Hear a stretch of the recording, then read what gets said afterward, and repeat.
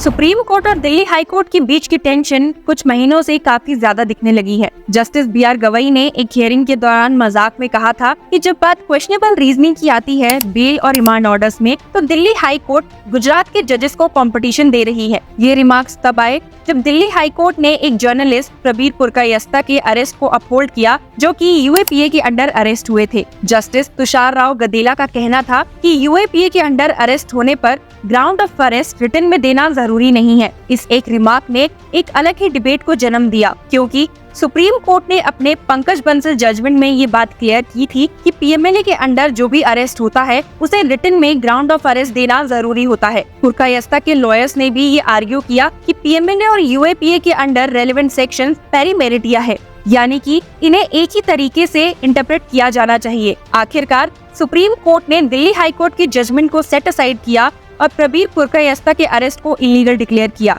ये डिसीजन एक judicial opportunity के मिस होने को बचाता है। साथ ही दिल्ली हाई कोर्ट के लिए ये एक लर्निंग पॉइंट होना चाहिए था। मगर ऐसे और भी कई केसेस हैं जहां पर दिल्ली हाई कोर्ट और सुप्रीम कोर्ट के बीच में ये ग्रोइंग फ्रिक्शन साफ दिखाई दिया है। साथ ही सुप्रीम कोर्ट ने दिल्ली हाई कोर्ट के कई ऐसे जजमेंट्स को क्रिटिसाइज किया है और अपना फोकस पिछले कुछ महीनों से दिल्ली हाई कोर्ट पर रखा है। तो चलिए इस वीडियो में उन सभी केसेस की बात करते हैं जहां पर सुप्रीम कोर्ट ने दिल्ली हाई कोर्ट को काफी क्रिटिसाइज किया है। दिल्ली एक्साइज पॉलिसी का स्कैंडल, जो कि एलजी वीके सक्सेना के कहने पर इन्वेस्टिगेशन के लिए शुरू हुआ था, उसमें किसे पता था कि दिल्ली के चीफ मिनिस्टर अरविंद केजरीवाल और उनके एक्स डिप्यूटी मनीष सिसोदिया को गिरफ्तार किया जाएगा। यहाँ तक कि आपको ये बात मालूम होगी कि मनीष सिसोदिया ने अपनी बेल एप्लीकेशन में डिले इन ट्रायल को बेस बनाया है। ट्रायल कोर्ट ने उनकी बेल एप्लीकेशन को रिजेक्ट किया था और साथ ही उन्हीं पर डिले इन ट्रायल का ब्लेम लगाया था, जिसे बाद में दिल्ली हाई कोर्ट ने अपहोल्ड किया। जस्टिस स्वर्णकांता शर्मा ने उनकी बेल को डिनाई करते हुए कहा, Sisodia can not be entitled to bail solely on the ground of delay in the trial,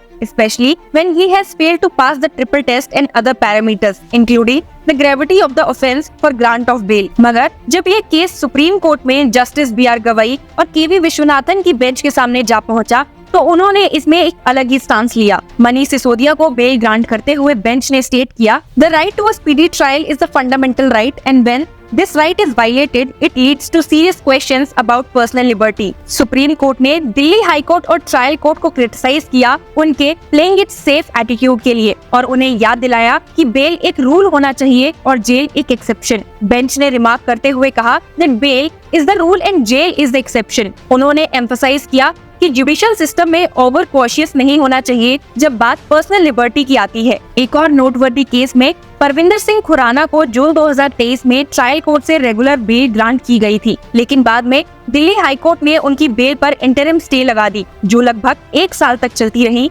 बिना खुराना को सुने हुए। जब ये केस सुप्रीम कोर्ट के पास जा पहुंचा, तो जस्टिस अभय एस ओक और जस्टिस अगस्तीन जॉर्ज मसीह की बेंच ने कहा, this is a sorry state of affair. The stay order was mechanical and continued to operate for a year even though Khurana was not heard। Supreme court ने ये भी clarify किया कि bail order पर interim stay लगाना rare और exceptional circumstances में किया जा सकता है जब केस प्राइमा फेसी स्ट्रॉन्ग हो। बेंच ने ये भी वार्न किया कि बेल ऑर्डर्स पर ऐसे स्टे लगाना रूटीन प्रोसीजर नहीं होना चाहिए, क्योंकि ये फिर जस्टिस के प्रिंसिपल्स के अगेंस्ट होगा। एक और दूसरे केस में स्पाइस जेट और कलंती मरन के बीच बिजनेस डिस्प्यूट में दिल्ली हाई कोर्ट ने एक आर्बिट्रल अवार्ड को अपहोल्ड किया, जिसमें स्पाइस जेट को 270 करोड़ रुपीस देने का ऑर्डर दिया गया था। जस्टिस चंद्रधारी सिंह ने कहा कि आर्बिट्रल केसेस में कोर्ट का इंटरफेरेंस का स्कोप लिमिटेड है और यहाँ पर स्पाइस जेट इलीगैलिटी प्रूव करने में फेल हो गया है। लेकिन जब ये case Supreme Court bench of chief justice of India D.Y.. Chandrachud के सामने आया, तो उन्होंने इस केस में बहुत ही ज्यादा स्ट्रॉन्ग रिमार्क्स पास किए। उन्होंने स्टेट किया,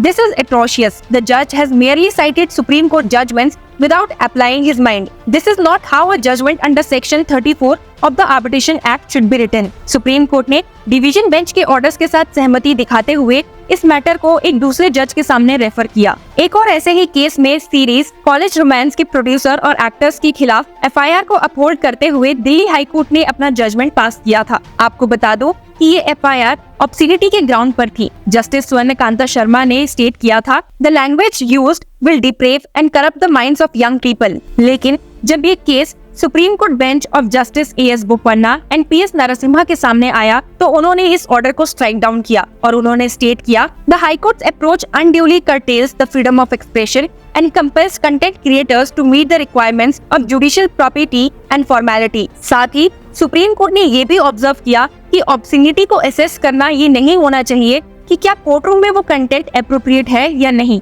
बेंच ने कहा कि दिल्ली हाई कोर्ट का डिसीजन आर्टिस्टिक फ्रीडम के अगेंस्ट है। एक और ऐसे ही इंस्टांस में एडिशनल सेशन जज ने दिल्ली पुलिस को क्रिटिसाइज किया था, लेकिन बाद में दिल्ली हाई कोर्ट ने उनके इस रिमार्क को एक्सपंज किया और कहा कि ये remark stigmatising in tone and tenor है। लेकिन जब ये केस सुप्रीम कोर्ट ने सुना तो जस्टिस अभय एस ओक की बेंच ने कहा, how can the high court dictate how a judgment should be written, this is interfering with the independence of judicial officers. Supreme court ने हाई कोर्ट को trial court की independence में interfere करने के लिए क्रिटिसाइज किया और कहा कि ट्रायल कोर्ट जजेस की इंडिपेंडेंस को ऐसे रिस्ट्रिक्ट नहीं किया जा सकता। अब इन सारे ही केसेस में एक बात तो साफ है, यहाँ पर सुप्रीम कोर्ट और हाई कोर्ट के बीच के डिफरेंस ऑफ ओपिनियन हमें साफ दिखाई दे रहे हैं। सुप्रीम कोर्ट ने ये बार बार ऑब्जर्व किया है कि जुडिशियल इंडिपेंडेंस, जुडिशियल रीजनिंग और क्लैरिटी हर लेवल पर होनी चाहिए। यहाँ पर इन सभी केसेस ने ये प्रूव किया है कि हायर कोर्ट का रोल है जस्टिस को इंश्योर करना। सिर्फ इंश्योर करना ही नहीं बल्कि जस्टिस को दिखना भी चाहिए। जुडिशरी के अंदर अकाउंटेबिलिटी और ट्रांसपेरेंसी की जरूरत